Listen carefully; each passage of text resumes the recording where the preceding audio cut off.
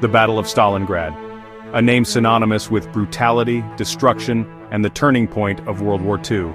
From August 1942 to February 1943, the German war machine clashed with the unyielding will of the Soviet Union in a fight for survival. This wasn't just a battle for a city, it was a battle for the soul of Russia, for the fate of Europe, for the future of the world. The significance of Stalingrad cannot be overstated. It marked the furthest advance of the German army in the east. It shattered the myth of German invincibility. It was the beginning of the end for Hitler's Third Reich.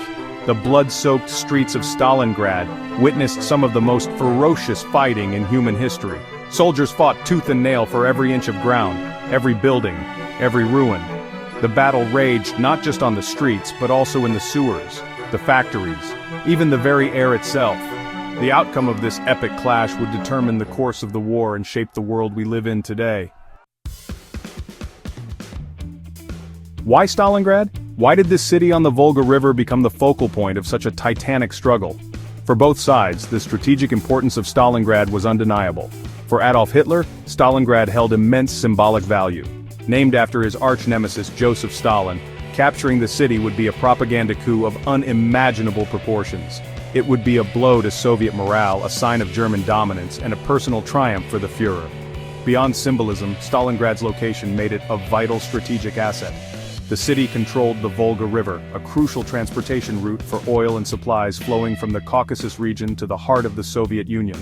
Seizing Stalingrad would sever this lifeline, crippling the Soviet war effort. Furthermore, capturing Stalingrad would secure the northern flank of the German army's advance into the Caucasus. This region, rich in oil fields, was vital for fueling the German war machine. Control of Stalingrad would provide a secure base for further operations in the south. For Hitler, Stalingrad was more than just a city on a map. It was a prize worth fighting for, a key to victory in the east. In the summer of 1942, the German army seemed unstoppable. Fueled by the early successes of Operation Barbarossa, the invasion of the Soviet Union, the Wehrmacht had advanced deep into Soviet territory. Their objective? Stalingrad. The initial German offensive was a display of military might that sent shockwaves through the Soviet ranks. The Luftwaffe, Germany's air force, unleashed a relentless bombing campaign, reducing much of Stalingrad to rubble.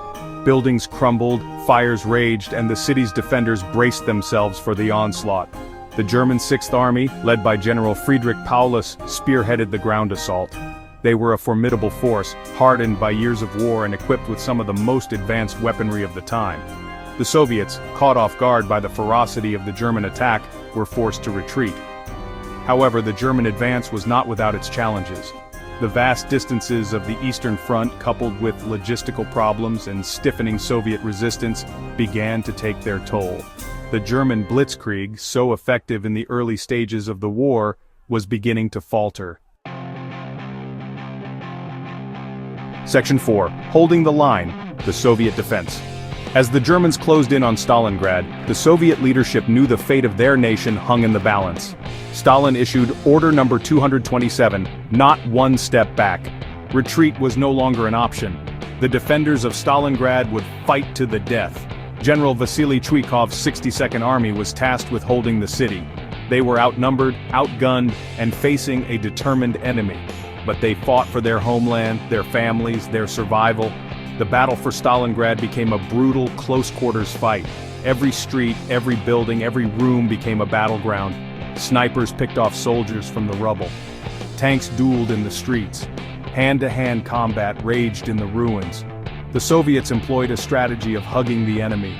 By staying close to the Germans, they negated the Luftwaffe's air superiority. The courage and tenacity of the Soviet soldiers, combined with the strategic brilliance of their commanders, turned the tide of the battle.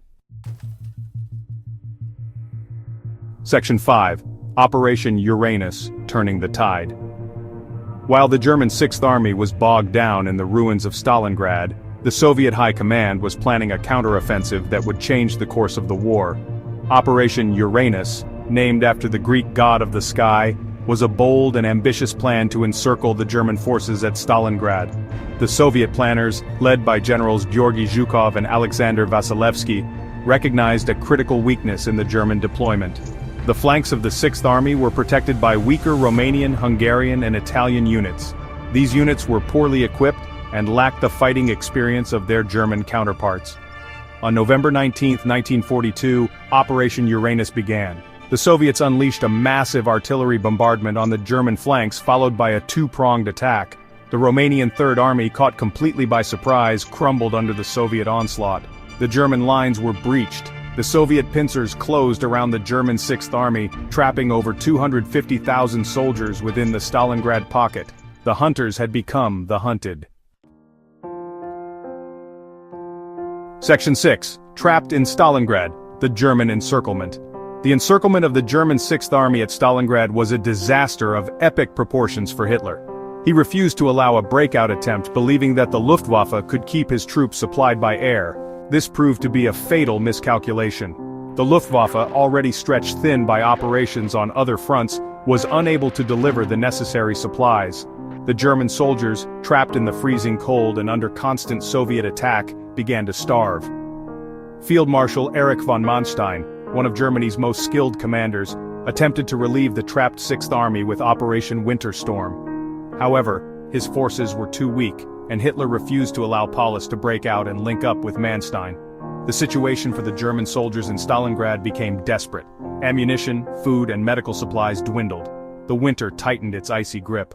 Morale plummeted. Section 7. The Legacy of Stalingrad. On February 2, 1943, General Paulus surrendered the German Sixth Army to the Soviets. The Battle of Stalingrad was over. The victory came at a tremendous cost. Soviet losses were over 1 million. The Germans suffered over 800,000 casualties. Stalingrad was a turning point in World War II. It marked the beginning of the end for the German war machine. It shattered the myth of German invincibility and boosted Soviet morale. The legacy of Stalingrad lives on today. Renamed Volgograd in 1961, it stands as a testament to the human cost of war. The Mamayev Kurgan monument serves as a reminder of the sacrifices made. Stalingrad was more than just a battle. It was a symbol of the struggle against tyranny and the resilience of the human spirit.